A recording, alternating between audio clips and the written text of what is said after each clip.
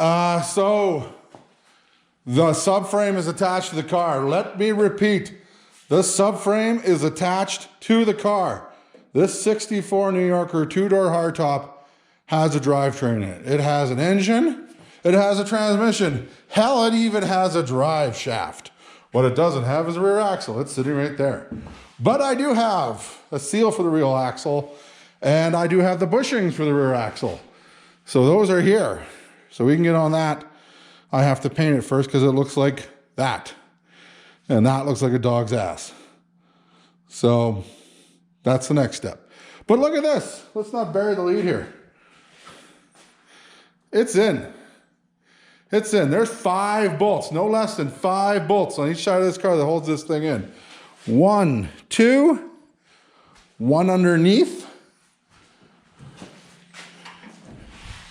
3, 4, and I torqued the shit out of those. So there's 10 bolts that hold this subframe to this car, and it's attached.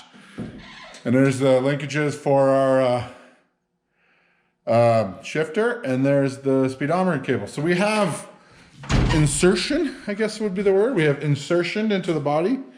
I've done the linkages. I'm not happy. Not happy, people, with the linkage. It's getting better. Down here, it's got a bit of an angle. I guess it's not a terrible angle. This is the thing the guy came up with the washer in there. Is that supposed to... Huh. What is that all about?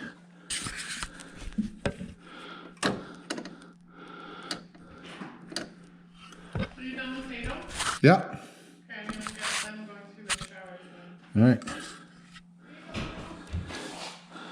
What is that all about? So this is that washer thing. I hope you can see that, but this is not a, like, I think it's getting better. Like, it moves pretty good. But the pith, I don't know if we're getting full. Yeah, see, like, I don't know. I should just be happy it's in there and then work on adjusting it later, but I can't be happy. I need everything to work perfect the first time, or I get frustrated. But let's not leave the frustration there. I also put in the starter. Ooh, starter goodness. And that's a Chrysler starter. It's got a big Chrysler Pentastar on it. So I'm happy with that. Look at that. And I painted it badly. But it's a starter, so what are you going to do?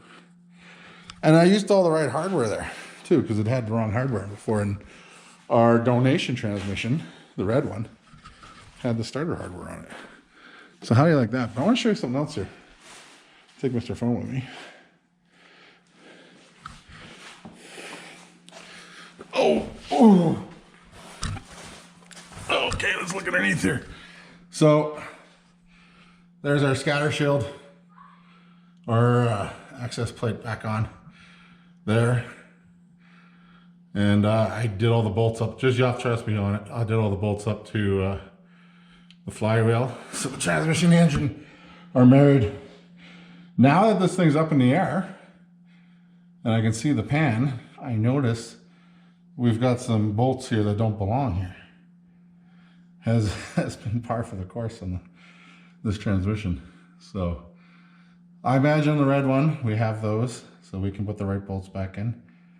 So I have a gasket coming for that and a filter. I didn't want to do that until it's in the car because it's just easier to drain. Although most of the transmission fluid will be out with everything I've done to it. So that's probably one of the next steps. The other step here, and you'll see here, right up there. So let me show you what happened here. Let me show you this. This is the bolt that came out of there for right here. And then these were the two washers. This washer with this washer. So the setup was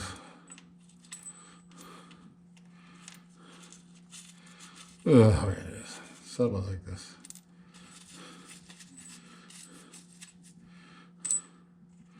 This was the setup. This is how I received this transmission with this, and then that all went up in there. Lovely, eh? So that's not factory. And now that I have the right bushing in here from the red car or the blue car, that doesn't work anymore. So there's got to be a special kind of fit that goes in there, and then it can bolt through there up into the transmission. I'm thinking of making something, and that's probably something I'm going to do on the CAD, and then maybe send it off to somebody with a want to say lathe to get that done. So now that we're putting this together right, we're running into problems. But there's a drive. There's a drive shaft. Thank you. In there. So I bolted that up too. So all we're missing is well, we got to do the transmission coolant lines and brake lines. But drivetrain rise, all we're missing is the rear axle. This thing, we can put this thing down on wheels and tires. I don't have any tires. Oh, I saw the tires I want to buy on Coker Tire, and they're so pretty. They're 850s-14s, and I want them so bad, but they're ridiculous to have shipped up here. So I've contacted a couple of local vintage tires places and see what they got, but I don't think they're back to work yet, so I haven't heard anything back. So hopefully after the 14th I'll hear something on that. But I just wanted to bring you up to speed here because this is just goddamn gorgeous down here. Like, it really is. And look at this, look at this. So I got all this back in here. And then this goes here. This is all your linkages. Oh my God, there's more linkages over there. Ooh, yeah. So this all moves together. Ooh, it's gonna get better, but it's still not bad. But everything's so clean. Oh my God. I'm gonna lay here I feel like shit. I'm just gonna lay down here for a while. Say you, say me, say it together. So we got a gasket coming for this, and I'm gonna replace the bolts on there, but look how nice, like all the right bolts are back in here, not just these random hardware store bolts. So that looks so nice. This is the right bolt here. This is the right bolt there. Starters never have the right bolt on them because we've all replaced starters before. We just put random bolts back in. Oh my God, folks. I just have this on here because this is a little far back to be supported. I don't want the whole front end of the car hanging off of there. Somebody leans out the back end, it's gonna come up in here. But pretty soon, we're gonna be able to put it down on wheels and roll around. And the other thing I'm happy about is we can start getting rid of some of this fucking infrastructure. Oh, Mr. Engine Hoist can go away. Back to storage. Mr. Engine Stand can go back to my good friend Sean, and I can take that back to him after I clean it up. It looks like a dog's ass.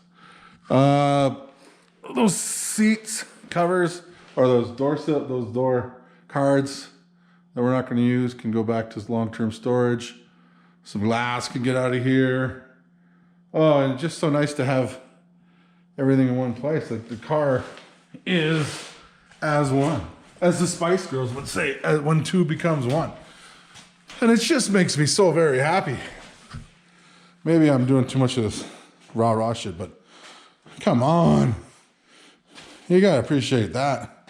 So this was the good move, moving the car back here and then be able to pull this in. Oh, and then the wood frame thing that creaked and groaned and was a little underbuilt. Says the builder.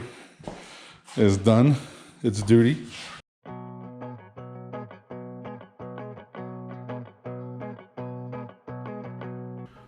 So we're back in Fusion 360 here, and I just wanted to show you that how we're gonna build this plug using this tool again. We use this on the grommets, and it's a little simpler, but still the tool works pretty well. I went out with a set of calipers after the video and measured everything out, and with that measurements, we're just going to create a simple little drawing. And I found a guy locally who's going to put this on his lathe and build this part for me. So that's going to be nice to have. It's a little much, like we obviously could put the washers back in there with a longer bolt, but you know, like might as well leave it better than it was.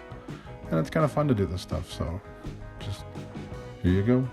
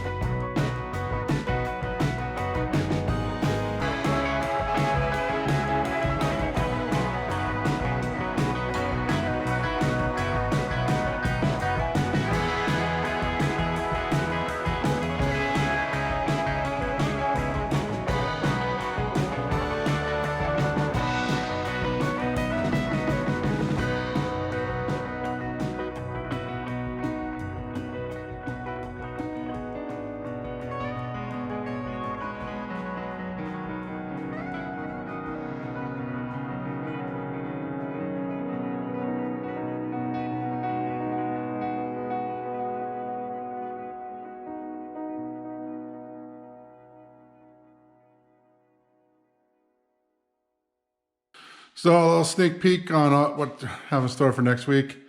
This is the shackle for the rear end leaf springs. This back shackle, front shackle. Got two more over here. It's funny, I was trying to figure out because these are offset. You see which one goes up and down, but Angus, when he took it off, he wrote it on there. Thanks, Angus. Appreciate that. So I got to clean one more of these up. I'm going to leave my reference one. I'm going to clean this one up and paint it up. Here's my other shackle. So I got this guy here, and I'm missing a dog bone here, so I got to figure that out. Clean those up. Clean up. I found enough bolts between the two cars. Some of them look better than others, but they got it where it counts. So spent the afternoon just cleaning those up. Go set of 4, set of 4, set of 4, and set of 4. So all that'll bolt up under here, way at the back there, and right there. So got everything we need, except for that one shackle. We got everything we need. So just I want to say thanks for watching this week. I know we didn't do a ton, but we did get that front end tied in, which was huge. And then yeah, so we got the front end on, or the subframe on. We get the rear end in, and we're up on wheels. I just don't have wheels, but we're up on smaller jack stands. So that'll help to get down the path there. And then they're opening up retail stores on the 14th. So things are starting to move forward. So I'm starting to feel confident about things coming back. So we'll see what we can do for wheels. I got a bead out.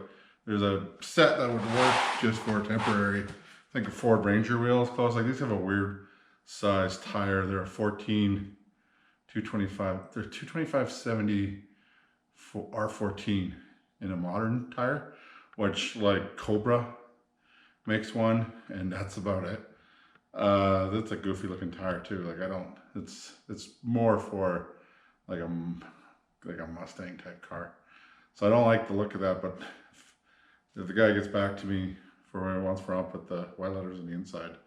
But those would just be tires for pushing it around. I really, after going through it again the other night, and I know.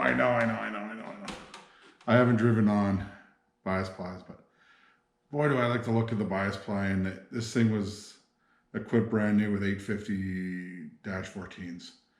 And it'd be kind of cool just to have it sit like that again. Even if we don't use them forever, like it'd just be nice to have a set of bias plies for it. So a couple more things come back. I'll be confident enough to put some money down on those, but things gonna happen. But on this side of things, we're going to be ready for them because hopefully by the end of the next episode, we got the rear end. And if we can find the other dog bone, even if I have to go fetch one from long-term storage, I can take a few things back, like the engine hoist and some other stuff, and make a run, make another parts run. We'll see. But yeah, so we're damned close here to get the thing back on, well, back like car form. Like the whole drivetrain is almost in there, just the rear end, that's it. So I'm pretty excited. And then it's, I don't know, it changes your whole perspective. Like it's, for the longest time, it's just been this big lump in my garage. And now it resembles a car. It's starting to resemble a car, at least. So, getting excited. Anyway, I hope you're well. I hope things are coming back where you are. I hope you're staying safe, and I hope your family's well, and I hope you're getting to spend time with them. I will see you next week. If you like the episode, please subscribe if you haven't subscribed. If you really like it, tell your friends. Tell your friends about, hey, I'm watching a thing on YouTube with this guy with one leg and putting together a 64 New Yorker. What do you mean a 64 New Yorker? Well, it's kind of a weird car because they only built them in Canada. But, yeah, but it's worth watching. You know, one of those conversations. Anyway, and I'll see you next weekend. Remember, Stumpy loves you.